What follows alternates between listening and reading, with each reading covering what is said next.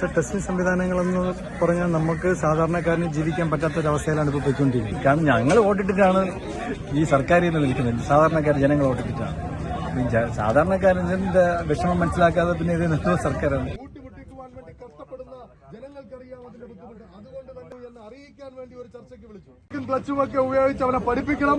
എന്നിട്ട് അപ്പുറത്ത് ലൈസൻസ് എടുക്കാൻ വരുമ്പോ അവ അവിടെ നിൽക്കുന്ന ഉദ്യോഗസ്ഥന്റെ പെടലിക്ക് കൊണ്ടുവന്ന് പുതിയ വാഹനങ്ങൾ കൊണ്ടുവന്ന് അത് വെച്ച് പഠിപ്പിച്ച് അത് വെച്ച് ലൈസൻസ് എടുക്കാൻ വേണ്ടി കൊണ്ടുവരണമെന്ന് പറയുമ്പോ എത്രയും പെട്ടെന്ന് മന്ത്രികളിൽ പദത്തിരുന്നുകൊണ്ട് കോടികൾ അഴിമതി നടത്താമെന്ന് റിസർച്ച് നടത്തിക്കൊണ്ടിരിക്കുന്ന മന്ത്രിക്ക് അതിന്റെ ബുദ്ധിമുട്ട് മനസ്സിലാകില്ല. പക്ഷേ സാമാന്യം അന്നുള്ള ദൈനംദിന ചിലവുകൾ കൂട്ടിമുട്ടിക്കുവാൻ വേണ്ടി കഷ്ടപ്പെടുന്ന ജനങ്ങൾക്കറിയാം അതിന്റെ ബുദ്ധിമുട്ട്. അതുകൊണ്ട് തന്നെ കൺട്രോൾ സിസ്റ്റം നിങ്ങളുടെ വാഹനത്തിൽ ഉപയോഗിക്കുക.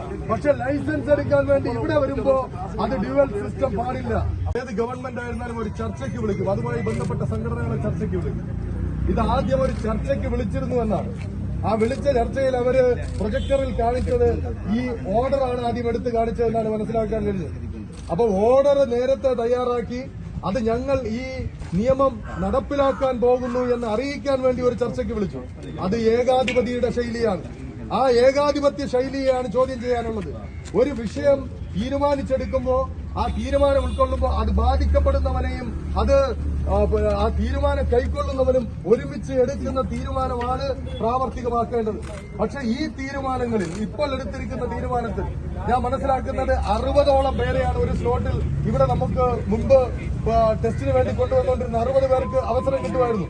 പക്ഷെ അത് 100 വരെ എത്തിച്ചു കൊടുക്കാൻ ഉദ്യോഗസ്ഥർ കൂട്ടുനിൽക്കുമായിരുന്നില്ലേ? 100 വരെ എത്തിച്ചു കൊടുക്കാൻ ഉദ്യോഗസ്ഥർ 120 വരെ എത്തിച്ചു കൊടുക്കാൻ കൂട്ടുനിൽക്കും. പക്ഷേ ആ 120 പേർക്ക് അവസരം ഒരുക്കിയിട്ട് പോലും ഇവിടെ വലിയ തിരക്കായിരുന്നു, റഷായിരുന്നു. സ്ലോട്ട് കിട്ടാത്ത ബുദ്ധിമുട്ടുണ്ടായി. ആ ഭാഗത്ത് 25 പേരായി ചുരുക്കുമ്പോ 4-1 കുറയ്ക്കുമ്പോ എന്തുമാത്രം ബുദ്ധിമുട്ട് ഈ കാൻഡിഡേറ്റിന് ലൈസൻസ് എടുക്കാൻ വരുന്നവനുണ്ടാകുമെന്ന് ചിന്തിക്കേണ്ട സാമാന്യ ബോധം, അല്പമെങ്കിലും ബുദ്ധി മന്ത്രി ഗണേഷ് കുമാറിന് ഉണ്ടാകണമായിരുന്നു. ഇപ്പോഴത്തെ ടെസ്റ്റിംഗ് സംവിധാനങ്ങളെന്ന് പറഞ്ഞാൽ നമുക്ക് സാധാരണക്കാരന് ജീവിക്കാൻ പറ്റാത്തൊരവസ്ഥയിലാണ് ഇപ്പോൾ പോയിക്കൊണ്ടിരിക്കുന്നത്. കാരണം ഇപ്പോഴത്തെ ഈ സർക്കുലർ പറയുന്നത് ഞങ്ങൾക്ക് അംഗീകരിക്കാൻ പറ്റത്തില്ല. അപ്പോൾ ഞങ്ങളുടെ മരണം വരെയും ഞങ്ങൾ സമരം ചെയ്യും എന്നുള്ളതാണ് ഞങ്ങളുടെ അഭിപ്രായം. അതുകൊണ്ട് ഇത് ഈ ഗതാഗത മന്ത്രി ഇത്രയും ദിവസം ഞങ്ങൾ 6-7 ദിവസം കൊണ്ട് സമരം ചെയ്യുക.